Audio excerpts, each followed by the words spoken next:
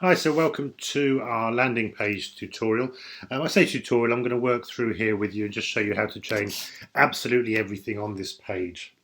Okay, so without any further ado, let's start at the top. So in T4S Editor, we have containers. I'm not going to do a basic tutorial. If you go to t4s.site/T4S course, that will cover the basics of the editor, which I'll assume you've either watched or you've got enough experience up till now to not need it. So to start with, we have a container, and the containers throughout the page use space at the top to move things up and down. So you can always look to a container, and if you want to move things down, you can do so. You can add space at the bottom of the container as well, but I tend to use space at the top of each container to move it down from the one above. So space at the top. You can always, of course, go in and edit an individual element and do the same thing and move it up and down if you prefer. In this case, for example, let me just hide that. Here is top aligned, and if I go down, it might be bottom aligned with the tagline, for example.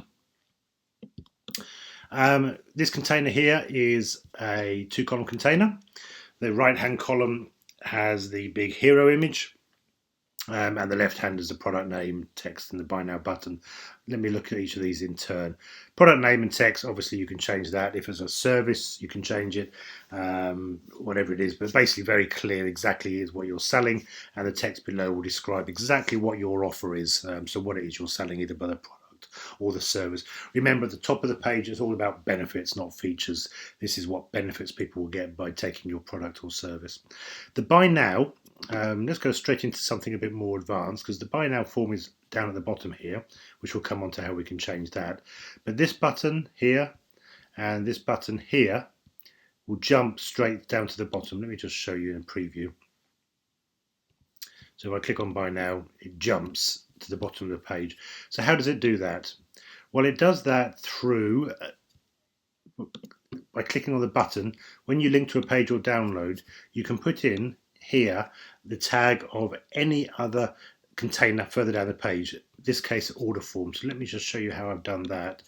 In the container here, if I edit that container under more, I can put in a name. So it gives you a sort of fairly cryptic number. By default, I've changed that to order form. So in any of these buttons here, I can now link to it and put in hash order form, and it will jump straight to that container down the bottom of the page. Just a very good way of getting people to go straight to the order form and not repeating it.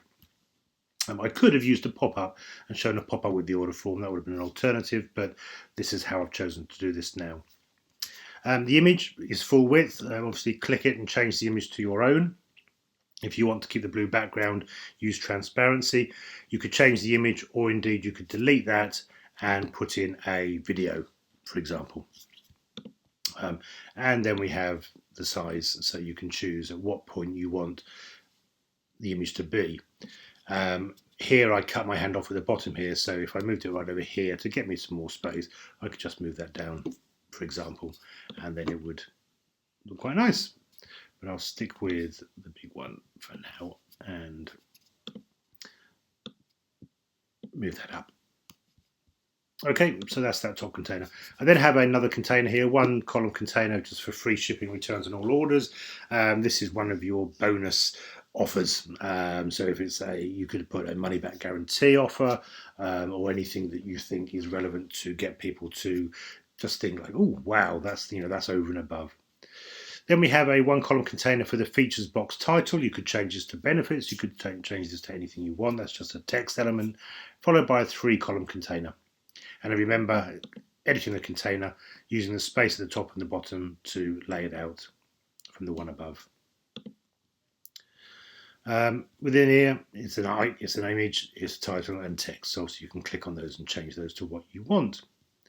Right, killer benefit here. This is a container with quite a lot of space at the top and the bottom. It's a 2-column container, one there and one there. The left hand one is the title and the text, obviously. The right hand one is actually completely blank, and I do that just so I can keep the text over to the left hand side. Now, in terms of the image itself, if you want to replace that, I will, let's have a look at the image itself first of all. So the image itself is this one here, which is this one here. Okay, so it's quite big and quite wide. In fact, let me just remind myself the dimensions. If you want to copy the dimensions exactly, then let's have a look at that for you, just so you can then just replace that image with exactly the same dimensions, and then you can just swap it out. You can swap it out by going here, clicking on the container, editing the container, under more. You can then select a brand new image which you will replace that one, and then you haven't got to play around with anything at all. But let me just have a look and see the dimensions for you so that we can see what's going on. Desktop, put it on ARM.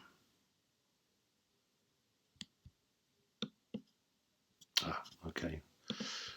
You won't use that one then. Let's use, rather than waste time fixing that, let's just have a look at it in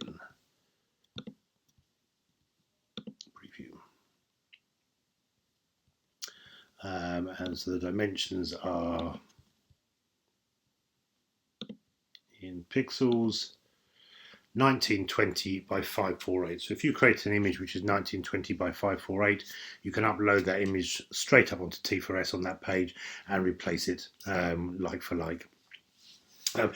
If it's going to be a photo, I recommend JPEG format, and when you save JPEG in pretty much every graphics application, you can specify the quality size. If you drop it from 100 to 80%, you probably won't even notice a difference, but it will keep the file size lower, which is great for increasing in terms of page load speed, which is good for Google rankings and so on and so forth. Okay, so that's the background image. Let's just say I wanted to increase the text here though. You'll notice that there's now space at the top and the bottom there because I've increased the height of the text. So that's not a problem. What I can do is just decrease the space at the top and decrease the space at the bottom until I get it looking like I want it to. Just reload that page just so I can get it back to as I had it before. There we go. Okay, so that's just it. Likewise, if you were to delete the text, you might want to play around with the spacings just to get it so you get as much of the image as you want it to have on there. Okay, I hope that makes sense. And if it doesn't, then shout out on Funnel Hackers Pro Facebook group and I'll help you out. Right, frequently asked questions, similar sort of thing here, a container with space at the top and the bottom. And the purpose of this section is to remove barriers. So people will come to your page, they'll see your offering, product or service, and they'll say, yeah, but what about? Or what about? Or what about? What about the price? Is it really worth it? What do I get for my money? All these sorts of questions which you probably experienced if you've been selling this product or service in the past from other customers, and certainly questions that you can anticipate from new ones. So this is where you can address their concerns, or in marketing speak, remove the barriers by being upfront. This was your question, here's your answer. That's the purpose of frequently asked questions. And then the buy now button, as we know, jumps through to the form at the bottom. Before that, we have some social media, social proof in the forms of quotes. Social proof is very, very important. The headline is always the most important on the whole site, but social proof is right up there in terms of giving yourself some credibility. People, unfortunately, unless you're a very well-known person or company, people don't know you, they don't care about you, but they will care about people they can relate to and what they think about what you're doing. So make your testimonials true. Don't make them up, but don't be shy about using them at all. And if you want more than one, you can just duplicate it as such and then move it down. And this is using the testimonial element. So if I edit this element, it's a testimonial one. And up here, you can change the testimonial layout. So if I click it once, if I just hide the config bar, it's put the image to the right-hand side. If I click it again, it puts a big image at the top, at the side, sort of half 50-50. Click it again, it puts the image on the other side. Click it again, it puts the image at the top. Now, obviously, if you choose one of the, click it again, it goes back to what it was before. So if we pick one which has got a big image like that, which we want to change. Now let's go with full hog, this one. We want the image at the top, but obviously that's far, far too big. Not a problem, we can just click on the image, bring it right down to something which is more useful, and then we can center it, and then you have a centered. And what you probably want to do is center the text as well. Okay, what a common way of doing it is, if I just delete that one, let me add a new column under here. So I'm going to add new columns underneath here by clicking on the plus and choosing 3 columns, which will insert a column smack bang in the middle of here. A popular way of doing testimonials is by adding a testimonial element in one there, adding another one there, and adding another one there, and then you can get 3 side by sides, and then we can just tidy up with getting rid of these here, here, and here. And then, as is my want, I edit the container and put in space at the top and the bottom. And then we have a nice triple testimonials. And again, should you want to, you can edit the testimonial and change the layout. And if it's one that you like that, you can change the image down to something of a better size. And likewise, we could change the font size there, center it, center that, and so on. So you can see you can have quite nice testimonial layouts, and I'll do the same for those 3 in there as well. So different way of doing it, but testimonial is very important, however you choose to do them. Okay, and finally, we have our purchase call to action. So this is what it's all about. So strong call to action, purchase now. Again, repeat your key benefits and your top 5 benefits. For some reason, psychologically, odd numbers always work best in terms of lists. So 3, 5, or 7. It's one of those things. But it's all about, but you've covered the features higher up. We're back to the benefits here about pushing them over the line. Let me just refresh the page so I go back to how we started and go down here. So we have our buying. Now this by default is about shipping. It doesn't have to be. We'll come on to something again in a second about how we're not going to have a shipping address, but let's just cover shipping address first.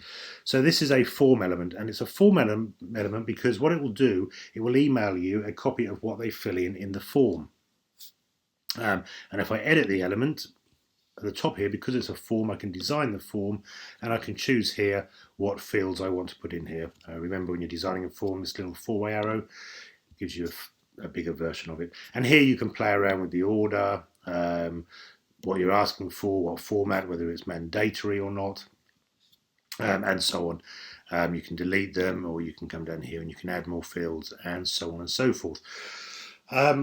That's for you to play around with and put in any extra fields that you want to receive in terms of an email. Now, where it goes to next, normally if a form was just purely for receiving information, you'd put in here what happens next, the next page or whatever it might be. Don't forget to put in your email address and change the title to something worthwhile so that when you receive emails, A, they go to the right place, but also that they mean something when they land in your inbox. But this, where they go next, is irrelevant here because the buy now button, the button element here, if I click on it, is taking payments. It's set up to take payments, in which case the button will take priority over the form. Now, what it will need to do in a separate tutorial, I'm going to show you how to set up your Stripe for single payments and recurring payments. So let's have a look at what you're selling behind your button. So click on set up what you are selling up here. And this is where you want to describe what it is they're buying. This is a one-off purchase. So all we need to put in here is my product, whatever the name is, how much it is, 17, whatever it is, and 17 currency, pounds or dollars or whatever it might be. As I say, we're going to come back and I'll show you how to set up Stripe in a separate video, just because that is something which is what we want to focus on. But having set up what you're selling, how much, you want to say where you're going to next. Well, you're going to the upsell page, so you want to choose that. Ignore the stuff at the bottom here. This is about subscriptions, which we will cover on the last page of your funnel, where you get people to sign into a subscription. If you've got your Stripe set up, or you've watched the other video, down the bottom here you can click to enter your Stripe details, and here you can put in your details. That's just been auto-filled by my browser. But here you'll put in your Stripe live publishable key and secret key, and your Stripe test publishable key and secret key. And you'll toggle between taking live payments and taking test payments. If you haven't seen it, check out the other video in the funnel that you purchased, and there's a video all about setting up Stripe and where those keys are, and then when you've got them you can plug those 4 values into those 4 fields. Okay, so that's how you would set up what you're selling, how much for, and where it goes next. All right, now let's assume that instead of a delivery, we're just buying something without that. In actual fact, if that's the case, you don't need any of this form. You don't need a form because we're not receiving any information. All we want is to take their money. So we can delete that whole element. And in this box down here, we'll add a button. In actual fact, what I'll probably do here, if it was just a button, is I'll probably move this over here. On the top, please.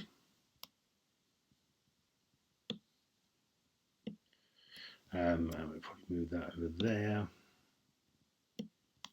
And probably move that over there. And then we've got the button. And then we've got the image over here. I will increase the image width. So we'd probably do that if it was just a button, because the button's all we want. I'll style this by clicking on borders, and I'll use my quick style gallery here just to follow the same style. And in fact, what I'll do is also line it up and put click to buy.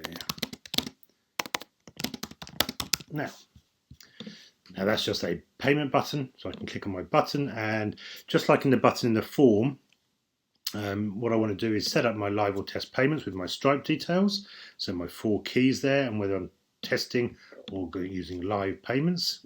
In Stripe, once you put your Stripe details in, if you're on test payments, there is a key. There is a credit card which you can use to test out your test payments, so you haven't got to use real money. And the credit card test card is 4242, 4242, 4242, 4242, all the 42s, and an expiry date of 1234 and a CCV code of 123. So all the 42s for the credit card number, 1234 as the expiry date, and 123 as the CCV code. And that means you can use a test credit card on test payments and make sure it all works fine before you can then finally switch to live payments. Okay, and the button, what we're selling? Well, again, we've just put in my product, whatever it might be, the currency, and we go to the upsell page, and that would be it. Boom. And that's now a buy button. And because I don't have to fill in a form, what I would also do is actually repeat that for all of my buy now buttons. I wouldn't link to a page here. Not interested in that at all. That would be irrelevant. Having done that, what I would want to do is set up what you're selling, and again just put in my product details, 17 British pounds, and go to boom. Okay, and that means they'll take £17 and go to the upsell page. And again, I'd repeat that on the other button as well. There, exactly the same thing. Click on the button. What am I selling? My product or service, whatever you're selling, £17, and go to my upsell page and say boom. So all of those 3 buttons then will just act as a payment taking button, because if they're going to click on buy now there, you don't want to scroll down and click on buy now again. That would be daft. You want the button to work straight away. Finally, we have text here, which are placeholders for terms and conditions. What you should do is create another page in your funnel with your terms and conditions, highlight terms and conditions, stick in a hyperlink, and choose the new page with your privacy details in. You should do the same for, terms and conditions. You should do the same for privacy policy. Create another page for your privacy policy, highlight the text, stick in a hyperlink, and choose that new page for your privacy policy. And the same for the disclaimer over here as well, which I'll let you do. Or you can highlight the whole column container. If you're not going to have them on there, you can highlight the container and delete it. It's up to you. If you're going to be using search engine optimization with Google or Facebook ads, you will benefit from having links to a privacy policy and terms and conditions on there, particularly with Facebook ads, where they expect you to have that on there, and it will be to your advantage to do so. The downside, of course, is in a funnel, we don't want to give people things for people to click on, so I wouldn't make it too obvious. But it's there should people want them and they can't complain. And that covers our landing page. In terms of tablet mode, so it's all laid out to look good on a tablet, depending on the tablet width, and mobile as well. It's all laid out ready for your mobile. If you are changing content, remember the styles are separate for desktop, tablet and mobile. The content stays the same. So if, for example, I add in an awful lot of text here,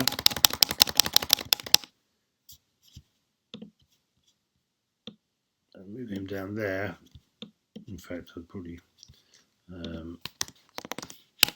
something like that, I want to check on mobile that it does look still okay. And it does, that's fine. So just bear in mind that if you're changing content on the desktop, you do want to double check that the style on the mobile is still as you would like it. And that's it. That's it. After they bought, whether it be for products or shipping, and gone to the next page, on the next page we can automatically add them to a mailing list, having got to that point. I'll cover that in the upsell page, because that's where we can start managing our email lists once they've bought. Other than that, that's the landing page. Any comments or feedback or questions, please go to the Funnel Hackers Pro group on Facebook and I'll be happy to help you out.